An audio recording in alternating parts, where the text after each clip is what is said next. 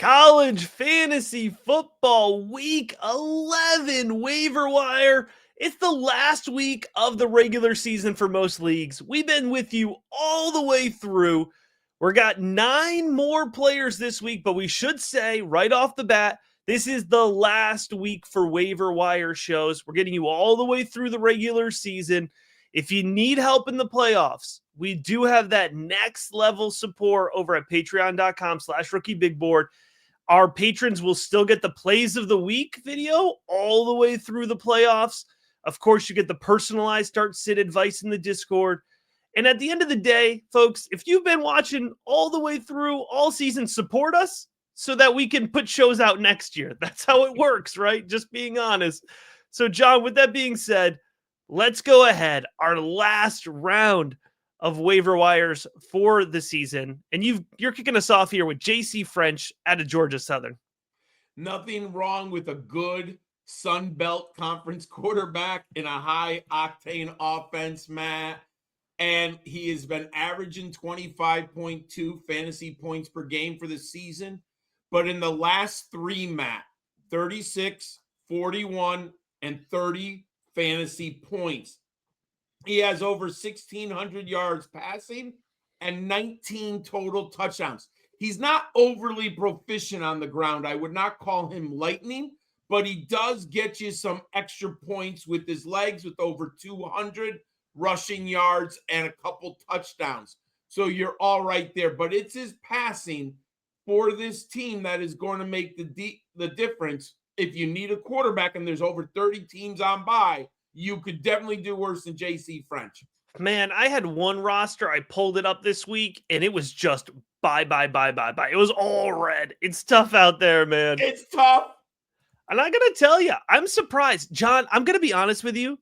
I almost didn't put Darien Mensah on the sheet because I've got some bids on him in leagues where I do not want competition, but we do it for the viewers. So I put Darien Mensah on here. He's available in 65% of leagues. I was surprised by that. And he's been red hot over the last 2 weeks, 27.8 fantasy points per game on the season, but 31.5. There's a quarterback that is averaging over 30 fantasy points a game over the last 2 weeks who's available in most waiver wires. And you know why, John?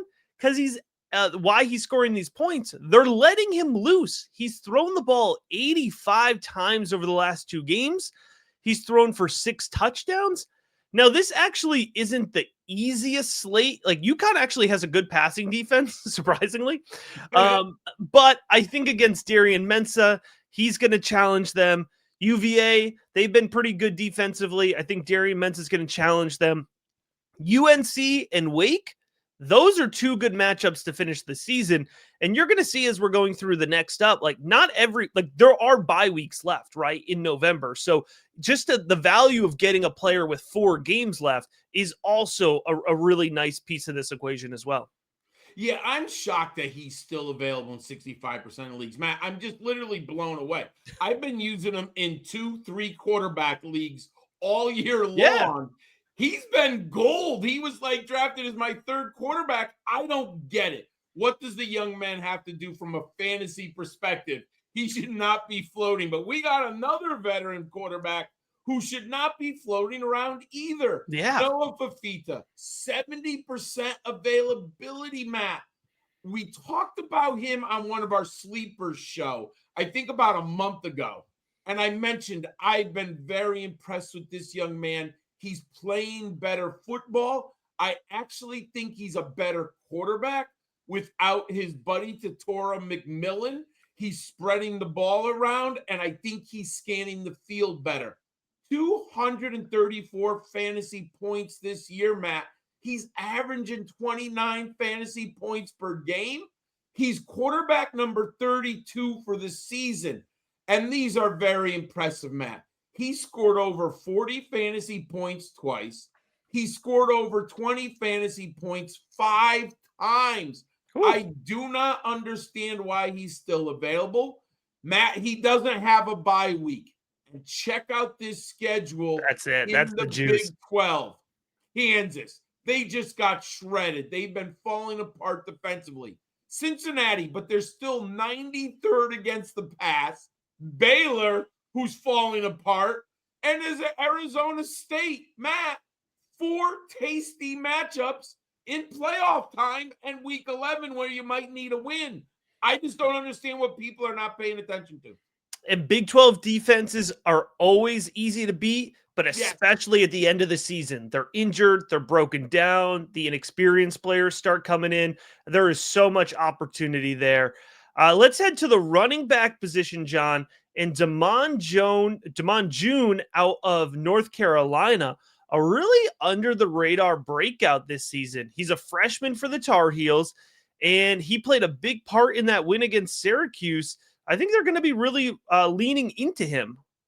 Matt, the only conundrum we've had is the Bill Belichick factor, right? Well, let's just put that aside.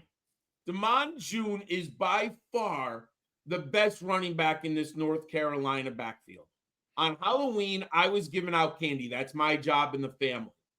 I had the TV in the living room. I had North Carolina and Syracuse on. The young man was by far the best player on the field for the Tar Heels.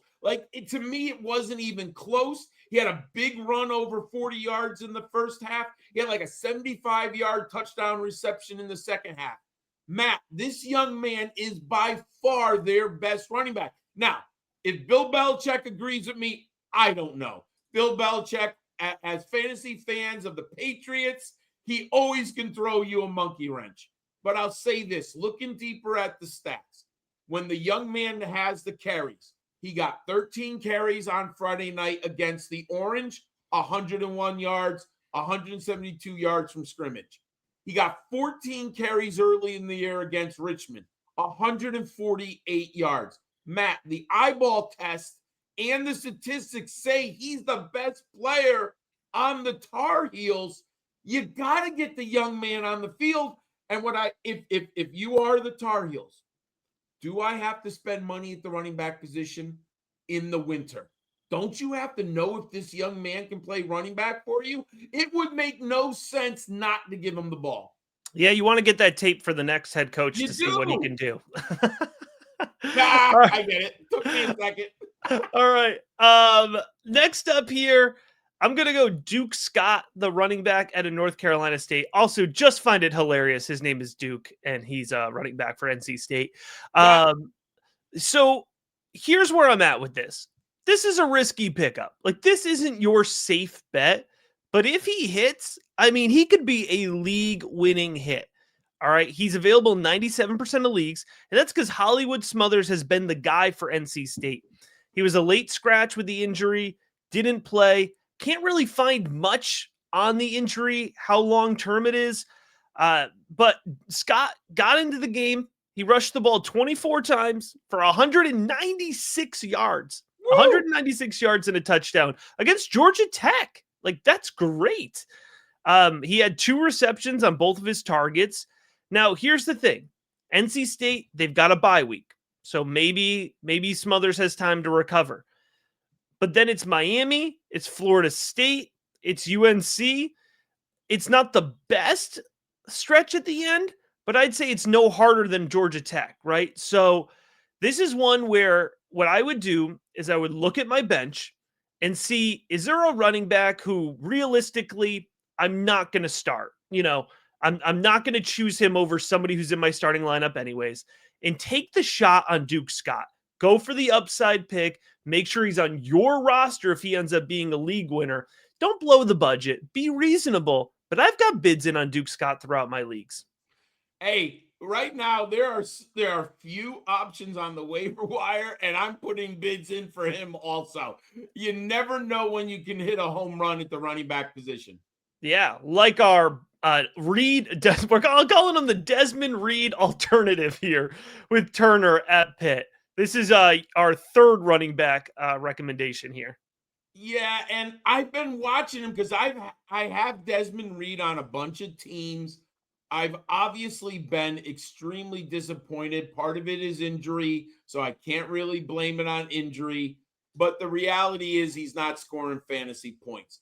I actually started Jacarian Turner on 2 teams this weekend. And Matt, he scored 19.3 points on the road against Stanford.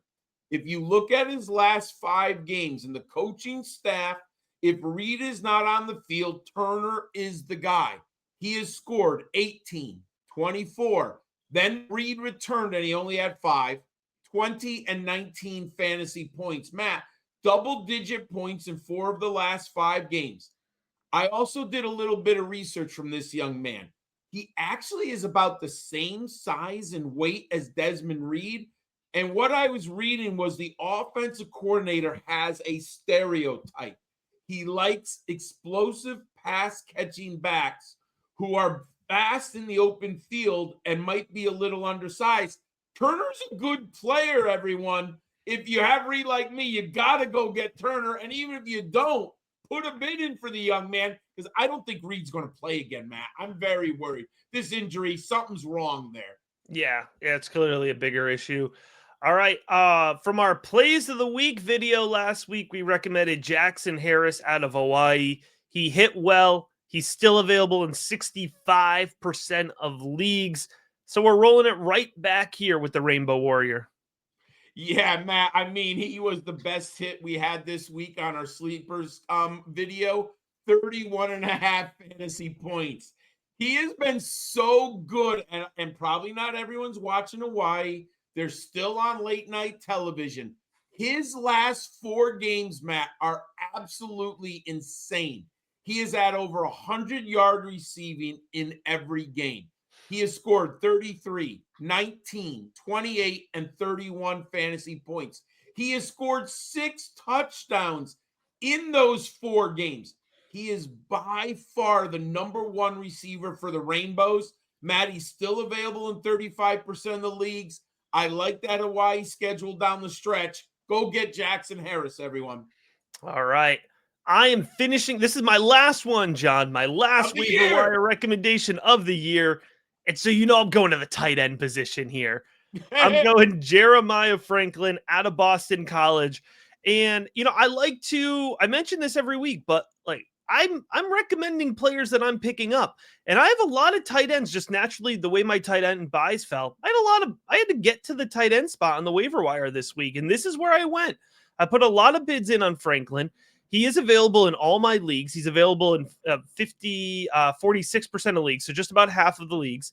9.5 fantasy points a game. For a tight end, I'll take that. A guy I pick up off the waiver wire if I can get 9 points. But over the last 2 weeks against Notre Dame and Louisville, so games where Boston College really needed to play up and, try to put together a strong performance here, he had 14 fantasy points per game. 12 receptions on 18 targets over those 2 games. 18 targets for a tight end. Sign me up all day for that. He gets SMU. They're going to be chasing points. They got to throw the ball. He gets Georgia Tech chasing points. They finish off with Syracuse. That's one that he could smash for an exclamation point to finish up the season. John, I had to finish off with the mantra. All season we've been chasing targets. Jeremiah Franklin at the tight end position. That's a lot of targets. I like him too, and I've been playing tight end roulette all year on a couple teams. It's tough out there, man. The tight end position, I'm like, if I get 10 points, I'm like, okay. Thrilled. I've had games where you're like, I got 3 points for my tight end. So I love the 10-point. I agree with you. I love that one. And my last receiver on the waiver wire show this year is Shelton Sampson. Last week, we were talking about quarterback Lunch Winfield, right? Yep. And that made me think about it. Wow, we like Lunch. His numbers are pretty good. So I needed to watch Louisiana some tape this weekend. And who popped was a young man named Shelton Sampson. Matt, in his last 3 games, when Lunch has been better, Sampson's been better.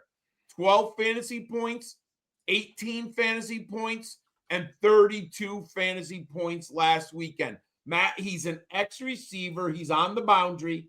He's a big guy. He's a big play receiver. He's averaging over 20 yards per reception.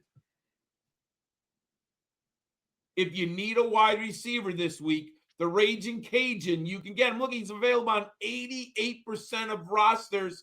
And who doesn't like a good Sun Belt Conference receiver against the competition? He plays Texas State this week.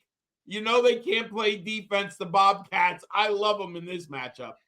All right, folks. Another 9 waiver wire recommendations. Again, this is our last waiver wire show of the season. But if you want that personalized advice, plays of the week, you can head on over to the link in the episode description. Join us over at patreon.com/rookiebigboard. If you're not joining us over there, our sincere thank you for watching all the way through the season. Our waiver wire shows crushed the views from last year.